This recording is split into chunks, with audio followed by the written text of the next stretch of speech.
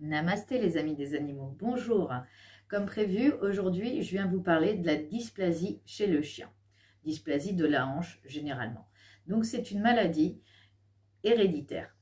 Aujourd'hui, les éleveurs font en sorte, évidemment, de ne pas utiliser des chiens portant ce gène pour reproduire et pour pouvoir vendre leurs animaux derrière afin que ces maladies de dysplasie disparaissent au fur et à mesure du temps. Cependant, la dysplasie du chien existe et malheureusement, beaucoup d'entre vous savent de quoi je parle. Qu'est-ce que la dysplasie? C'est une malformation progressive. Cette malformation progressive de la hanche va entraîner des troubles importants du genre arthrose. Alors, c'est ce qu'on appelle l'arthrose secondaire, puisqu'il y a l'arthrose primaire, on retrouve principalement chez les chiens âgés, et l'arthrose secondaire liée à ce genre de malformation de la hanche. Cependant, aujourd'hui, il y a différentes façons de pallier à ce problème. Donc, il y a évidemment la chirurgie. Mais pour ça, honnêtement, je vous conseillerais fortement, avant de vous lancer sur la chirurgie, d'opter pour un rendez-vous auprès d'un vétérinaire spécialisé. Alors, il y a beaucoup de vétérinaires spécialisés dans ce domaine-là et qui vous guideront vers les meilleurs traitements. Alors, ça peut être des traitements anti-inflammatoires, ça peut être une chirurgie, comme je vous expliquais, et ça peut être un traitement pour pallier à la dégénérescence de cette maladie et donc des os, des ligaments qui sont touchés par la dysplasie de la hanche. Donc la précocité du diagnostic auprès d'un vétérinaire, elle est primordiale parce que chez un chiot, effectivement, qui est pris en charge tout de suite, dès qu'on détecte un souci de faiblesse au niveau des hanches lors d'une démarche un peu particulière, le mieux c'est d'aller se faire diagnostiquer, diagnostiquer votre animal auprès d'un vétérinaire afin qu'il soit pris le plus jeune possible afin de pallier avec un traitement adapté et éventuellement d'éviter les grosses chirurgies qui sont parfois indispensables et les problèmes d'arthrose liés à cette maladie. Cependant aussi, on peut remarquer que la plupart des cas touchés par cette maladie sont les grands chiens, donc type Rottweiler, Mastin, Dog de Bordeaux, les Labradors, les Golden, voilà. Les bergers allemands sont des races propices à cette maladie. Donc, lorsqu'on fait un bon suivi médical avec son vétérinaire et qu'il y a un bon traitement, de bonnes décisions du moins derrière qui sont prises avec votre vétérinaire, l'animal peut vivre toute sa vie et de bonne qualité. Voilà, il n'aura pas il n'aura pas particulièrement de problème pour vivre une vie normale et jusqu'au bout.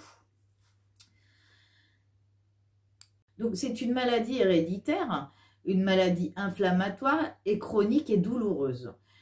L'animal ne naît pas avec cette maladie, c'est une maladie qui va être progressive. Il naît avec ces gènes-là et malheureusement, c'est une maladie qui va se remarquer au fur et à mesure du temps. Parfois, ça commence très jeune. Alors souvent, on remarque une laxité excessive de l'animal. Alors, il a les membres qui peuvent se luxer plus facilement, où il est hyper laxe, voilà, des choses comme ça, où il a un mouvement un petit peu différent d'un chien qui a une démarche plus souple et aérée. Qu'est-ce qu'on peut dire de plus? Cette maladie crée des inflammations et des lésions au niveau du cartilage qui entoure les ligaments et les os. Voilà.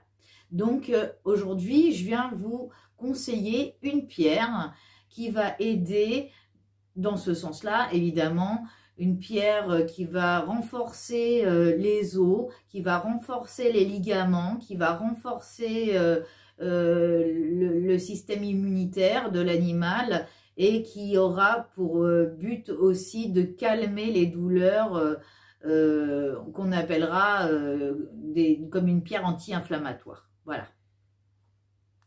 Donc aujourd'hui, j'ai choisi de vous parler des calcites. Donc la famille des calcites,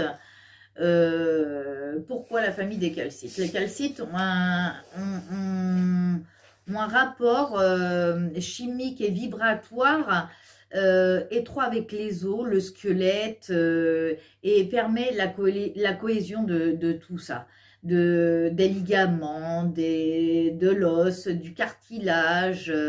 Elle permet une bonne cohésion de tout ça et de réparer tout ce qui est accidentel, tout ce qui a été fragilisé, je dirais, accidentellement ou non. Là, dû à la dysplasie, ça ne l'est pas accidentellement, évidemment, mais tout ce qui a pu être détruit par la maladie qui est la dysplasie. Pourquoi les calcites? Bah, les calcites, parce que c'est une famille de carbonate de calcium. Donc aujourd'hui, je vais vous parler de la calcite jaune. Donc la calcite jaune, elle stimule l'activité physique de l'animal, elle permet une fluidité au niveau de ses déplacements, elle aide à trouver les forces physiques et mentales dont a besoin l'animal pour se motiver et retrouver son entrain et sa joie de vivre. Ensuite, j'ai fait le choix de la calcite bleue. Pourquoi la calcite bleue? C'est une pierre naturelle idéale pour la récupération. Alors, récupération post-opératoire, si votre animal a subi une opération pour la dysplasie, ou une récupération physique parce que ça lui coûte de faire des efforts, de se lever parce que il a cette fragilité au niveau des hanches qui lui font mal et qui sont douloureuses. Donc ça va activer, ça va régénérer, ça va le permettre de récupérer toutes ses forces physiques pour pouvoir se sentir mieux et dissiper les douleurs à tous les niveaux qui l'empêchent d'avoir une vie comme tous les chiens, courir comme ils voudraient, du moins de façon plus aisée. Voilà. Donc j'espère vous avoir aidé avec mes 2 conseils de pierre aujourd'hui. J'ai fait beaucoup de recherches évidemment, mais je suis partie sur ce choix-là qui me paraît pertinent pour vos animaux et la dysplasie du chien. Donc voilà les amis des animaux. Si, comme d'habitude, vous avez des questions, n'hésitez pas à me les poser en commentaire. Je peux faire aussi une petite vidéo questions-réponses comme j'ai l'habitude de vous faire quand vous avez des questions à me poser par mail ou sur YouTube. Enfin voilà, vous aurez toutes les coordonnées qui s'affichent en fin de vidéo. N'hésitez pas à liker ma vidéo si elle vous a plu. Si vous souhaitez plus d'informations, n'hésitez pas à me contacter. Partagez, likez, abonnez-vous à ma chaîne afin de me suivre plus régulièrement. Et n'hésitez pas à me proposer même des sujets qui vous touchent, sur lesquels vous souhaitez que je discute. Et ça me ferait plaisir de partager tout ça avec vous. En tout cas, prenez bien soin de vos pierres et de vos animaux. Ils vous rendront au centuple, les amis des animaux. Namasté. À la semaine prochaine. Au revoir.